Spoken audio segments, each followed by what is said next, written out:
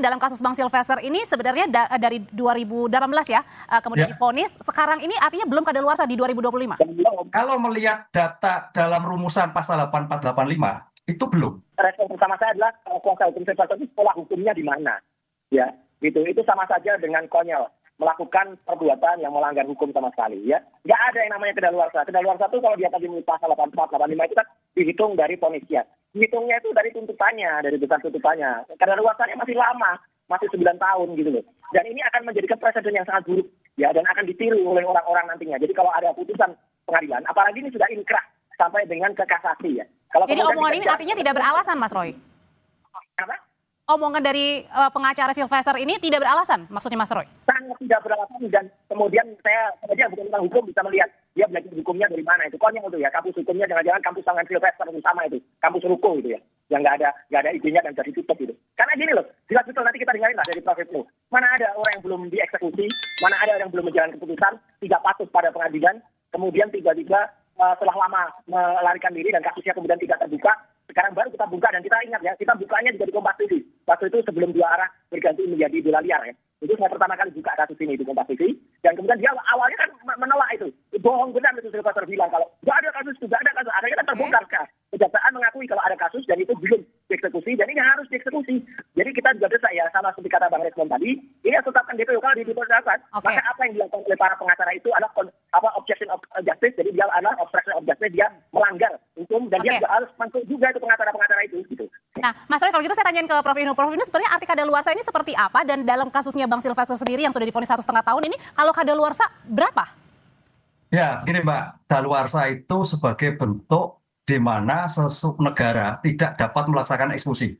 Maka sebagai bentuk sanksi bagi negara, maka sudah tidak dapat dilakukan suatu eksekusi lagi.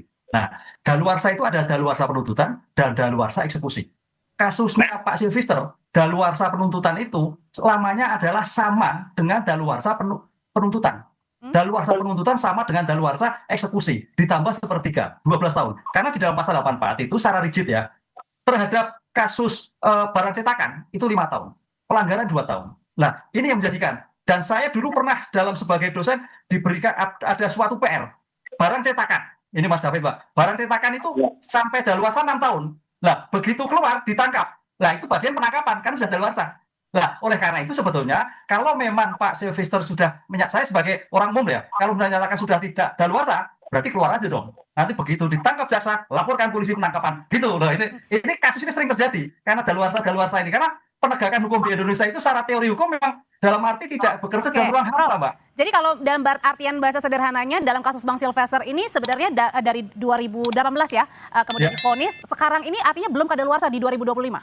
Kalau melihat data dalam rumusan pasal 8485 itu belum. Karena yang secara lex stricte ditentukan itu hanya pelanggaran dan kejahatan percetakan. Pelanggaran ditentukan maksimal 2 tahun selain daluarsa, percetakan 5 tahun. Selainnya adalah sama dengan daluarsa penuntutan plus tambah sepertiga. Jadi pembentuk undang-undang kayaknya memang melamakan terhadap eksekusi ini.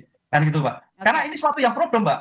Sulit, apalagi penegakan hukum yang pada waktu itu tampaknya ada dalam teori hukum itu ada ruang-ruang hampa yang tanda petik ada faktor-faktor X sehingga sampai sekarang ya kita tidak tahu. Itulah yang terjadi karena namanya suatu proses hukum. Kalau bicara ideal, Mbak, begitu putusan eksekusi, litis finire operatif, hukum itu harus selesai. Artinya penegakan hukum kasus seperti itu selama sekian tahun tidak selesai, hukum parah, tidak ada suatu penyelesaian. Karena hukum itu harus pasti selesai. Itu, Mbak, kira-kira. Nah, katanya kemarin pengacara Bang Silvester bilang Bang Silvester ini tidak kemana-mana, Bang David lagi ada di Jakarta. Nah, pertanyaannya, Bang David udah menghubungi Bang Silvester dan kemana sebenarnya Bang Silvester yang selama ini kita cari-cari? Sebelum Bang David tadi menjawab kemana Bang Silvester yang ada di Jakarta, kita putar ulang kembali ya, Bang, ya. Pernyataan dari pengacara Silvester Matutina, Lekumanan, yang menjelaskan bahwa Kejaksaan Negeri Jakarta Selatan ini tidak bisa mengeksekusi kliennya karena kasusnya telah kadaluarsa. Terkait dengan referensi hukum yang bisa saya sampaikan terhadap perkara Silvester Matutina, bahwa jelas pasal yang menjerat Pak Silvester telah kadaluarsa, menjalankan putusan terkait dengan undang-undang hukum pidana yaitu pasal 8485 bahwa peristiwa tersebut telah kadaluarsa dan tidak patut untuk dieksekusi lagi. Untuk perkara pidana PK itu boleh dilaksanakan atau diajukan sebanyak 5 kali. Sehingga yang kemarin itu memang adanya sakit yang mengakibatkan tidak bisa hadir, kemudian PK tersebut telah kami cabut. Teman-teman, telah saya cabut. Kami cabut, ya, rekan daripada saya telah mencabut dan sekarang kami menunggu penetapan dari Ketua Pengadilan Negeri Jakarta Selatan. Nah, kami berencana untuk mengajukan lagi PK kedua. Jadi Bang David sebenarnya Bang Silvester ada di Jakarta mana? Apakah Bang David juga sudah menghubungi Bang Silvester? Ya, saya sih, kalau saya pribadi mengacu kepada pengacara resminya ya, Bung Silvester. Jadi pengacara sudah mengatakan bahwa ada di Jakarta. Ya mungkin itu referensi kita ya. Secara pribadi saya sudah berapa lama nggak ketemu, tapi terakhir 3 bulan kemarin lah ketika awal-awal kasus itu masih di Jakarta. Saya ketemu juga masih di Jakarta. Tapi 2 bulan terakhir ini ya kita karena kesibukan ya. Tetapi referensi kita kan di pengacara. Pengacara beliau mengatakan, yang bertanggung jawab secara hukum juga mengatakan bahwa Bung Silvester itu ada di Jakarta, nggak kemana-mana kok. Nah pertanyaannya kan, kenapa belum dieksekusi? Nah tadi dari pengacara sudah ada pegangan hukum ya, soal daluarsa kasus pasal 864 KUHP, itu pengacara yang punya argumen hukum. Kemudian kalau saya melihatnya kan, pertama gini, kejaksaan itu punya diskresi penuh untuk melakukan eksekusi apa enggak. Karena di situ di kejaksaan juga ada 2 pedoman yang dijadikan dasar untuk mengeksekusi atau enggak sebuah kasus. Pertama, saya catat di sini soal Perja ya, Peraturan Kejaksaan nomor 15 tahun 2020 dan Pedoman Jaksa Agung nomor 18 2021. Ini 2 aturan ini memberikan diskresi kepada kejaksaan untuk menginterpretasi dan diskresi pada diri mereka, pada institusi mereka untuk melakukan eksekusi atau tidak. Nah, berdasarkan pendekatan-pendekatan itu kita yakin kenapa sampai hari ini masih terjadi ambigu untuk melakukan eksekusi karena adanya Perja dan Perja dan pedoman kejaksaan ini. Jadi maksudnya Bang David bilang bahwa ini sebenarnya tinggal tunggu kejaksaan yang mengeksekusi saja. Artinya tidak kadaluarsa, bisa dieksekusi. Ya, satu sisi kan argumen hukum yang dibangun oleh penasihat hukum kan seperti itu, bahwa ini daluarsa. Nah, sisi lain saya melihat kenapa pada sisi institusi kejaksaan kenapa masih menahannya. Di persepsi saya karena 2 aturan ini, pedoman Jaksa Agung dan Perja itu nomor 15 tahun 2020 itu menjadi pegangan mereka. Karena gini, di dalam 2 aturan ini pertimbangan asas hukum itu menjadi pertimbangan stressing point pada kejaksaan. Satu, ada 3 asas pertimbangan hukum ya. Pertama, pertimbangan keadilan ya, asas keadilan. Yang kedua, pertimbangan asas di sini keadilan ya. Yang ketiga, asas manfaat. Nah, kasus ini kan sebenarnya kasus kecil ya, kasus pribadi antara Pak JK dengan Silvester. Ini bukan kasus besar, kasus korupsi, kasus luar biasa, kasus kecil antara 2 pribadi. Nah, perlu juga dicermati sebenarnya ini kan tuntutan 310, 311 di KUHP itu sebenarnya itu delik aduan murni.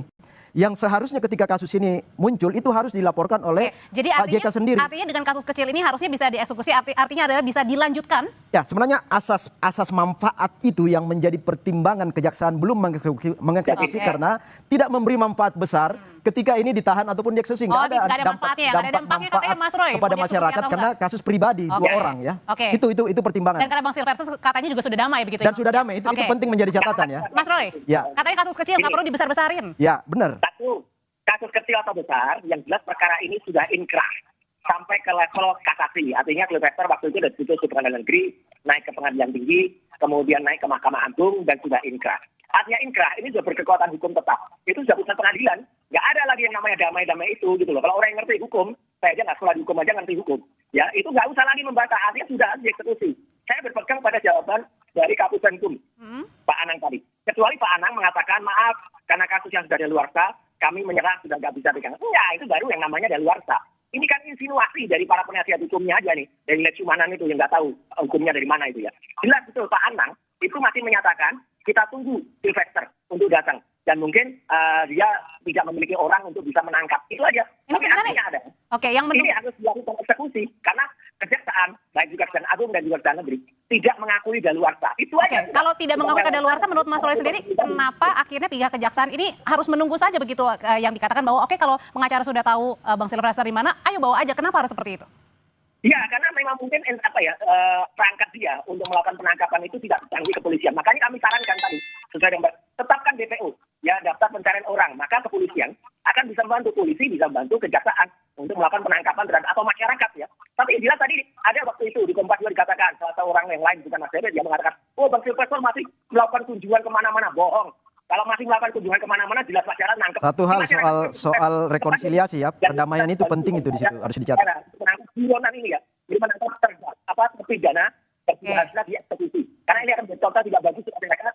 Nanti masyarakat akan beramai-ramai menolak kalau dieksekusi itu kesejahteraan lari dia kayak Silvester. Jadi ini contoh buruk ya bagi bagi Republik ini, contoh buruk Oke. bagi negara ini. Oke, kalau gitu Prof. Ibnu, sebenarnya apakah memang bisa mengkategorikan hukum atau kasus begitu ya, yang kecil dan yang besar akhirnya perlu dieksekusi dan tidak begitu, dan kalau sudah damai ya sudah gitu, nggak usah lagi perlu dibesar-besarkan lagi eksekusinya. Gimana cara bisa mengartikan ini, menganalogikan ini, Prof? Kasus. Ini Mbak, ini suatu proses hukum itu ada adjudikasi, adjudikasi, post adjudikasi. Kalau itu asas damai dicabut itu masih diperadjudikasi. Jadi Pak Wakil Presiden waktu itu mencabut dan gitu selesai. Ini enggak, ini ada suatu proses hukum. Karena sudah proses hukum berarti tinggal menjalani hukum kan gitu loh. Lah menjalani hukum sebagai patokan negara ada suatu kepastian bahwa hukum itu kalau belum dijalani belum selesai. Lah belum selesai apa? Karena sampai sekarang belum ketemu. Lah konteks hukum sampai belum ketemu ada daluarsa. Tenggang daluarsa itu yang memberikan kesempatan kepada negara untuk mencari. Oleh karena itu kalau sampai besok 12 tahun plus sepertiga Kejaksaan Agung tidak bisa menangkap baru daluarsa. Itu Pak. Ini. Saya jawab. Jadi daluarsa itu sebagai bentuk, ini normatifnya jelas kok, pasal 84 itu jelas. Saya ulangi lagi, 1, kejahatan pelanggaran daluarsa 2 tahun.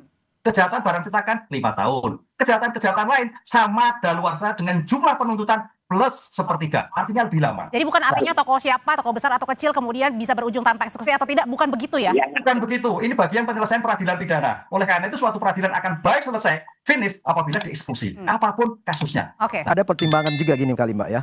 Jadi Prof, mungkin salah satu yang menjadi salah satu, karena kita berasumsi semua ini. Jadi salah satu pertimbangan kenapa Kejaksaan juga belum mengeksekusi tadi itu soal adanya pertemuan ya, perdamaian antara Sylvester dengan JK. Nah, perdamaian itu bagian dari restoratif justice ya.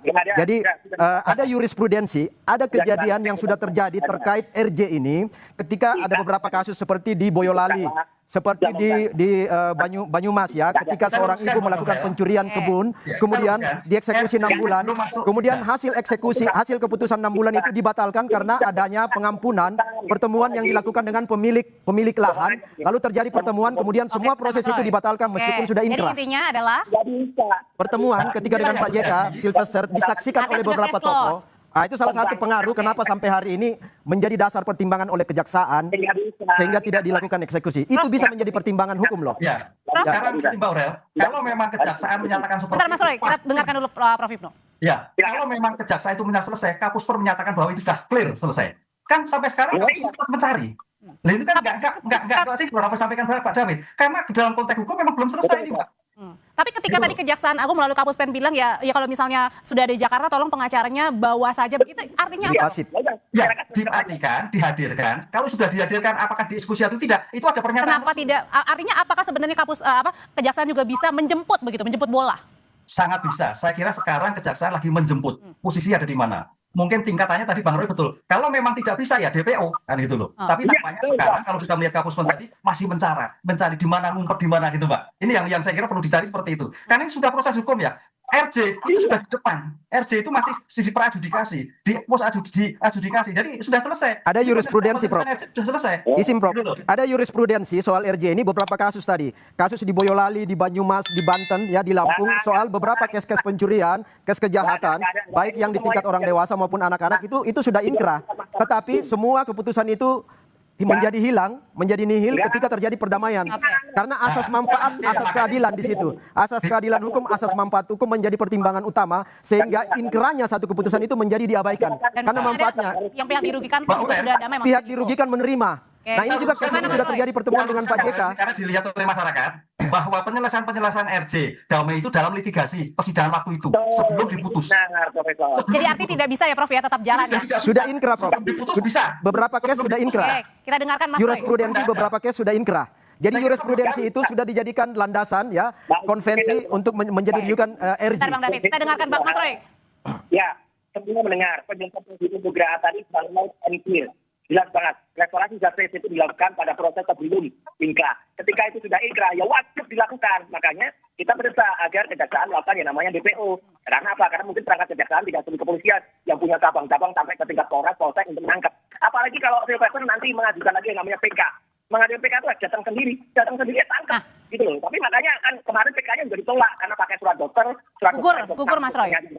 Nama penyakitnya juga tidak jelas. Ini zat ini adalah pembangkangan hukum. Contoh tidak bagus ya. Kalau ini terjadi lagi dan ini jadi presiden sangat buruk bagi Indonesia. Kita mendesak agar negara punya malah menangkap yang namanya Sylvester Marzuki. Berbicara soal akan mengajukan rencana PK kembali, PK kedua, Prof. Ibnu. Oke, Ya, apakah bisa PK. mengajukan PK kedua ketika kemarin pada saat pengajuan saja yang bersangkutan tidak hadir dan akhirnya dinyatakan gugur karena sakit? Dalam putusan Mahkamah Konstitusi yang terbaru, PK diberikan kesempatan 1 kali lagi. Jadi tidak sampai berkali-kali. Jadi Karena bisa ini begitu yang selesai. kedua? Iya, kalau kemarin sudah berarti masih kesempatan 1 kali. Ini berdasarkan putusan. Karena kalau bicara kuap itu cukup 1 kali. Tapi sebagai respon dalam rangka mencari keadilan, maka putusan Mahkamah Agung memberi kesempatan 1 kali lagi untuk mengajukan suatu PK. Ya, Setelah Bang itu selesai. Itu bisa dilihat. Ya, Prof. Jadi sekarang kalau menurut keterangan kawan-kawan pengacara dari Bung Sylvester ini, mereka sedang diam dulu Roy. Ya, Mas Roy. Mereka sedang mengumpulkan data dan bukti berikut untuk mengajukan PK berikutnya, Prof. Nah, Ya. ini memang memenuhi unsur Mas Roy. keputusan MK tahun 2023 kemarin ya, keputusan MK 34 2013 itu bahwa kemungkinan untuk mengajukan PK itu dibuka. Nah, ini sedang dipersiapkan oleh pengacara mereka. Tapi- Saya mau bilang gini, Oke. ini kan bicara, ini saya heran Mas Roy Rismon apa yang paling ngotot dalam kasus ini. Padahal ini bukan orang yang berperkara, bukan orang yang bersengketa. Sementara JK sendiri dengan Sylvester sudah bertemu, sudah baik-baik aja. Justru orang-orang luar seperti Mas Roy ini yang ngotot untuk itu. Nah, saya mau bilang gini, hukum ini bukan soal benar salah. Hukum itu adalah soal dibenarkan dan disalahkan. Jadi kenapa terjadi beda persepsi terhadap penangkapan ini? Karena ini soal interpretasi yang berbeda. Oke. Jadi bukan soal benar salah tapi dibenarkan dan disalahkan dalam Ketika pengacara Bang Sylvester mengatakan kasusnya sudah kadaluarsa, kalau gitu kenapa harus mengajukan PK lagi? Ya, karena ini dianggap masih bagian dari peluang-peluang yang diberikan oleh hukum ya.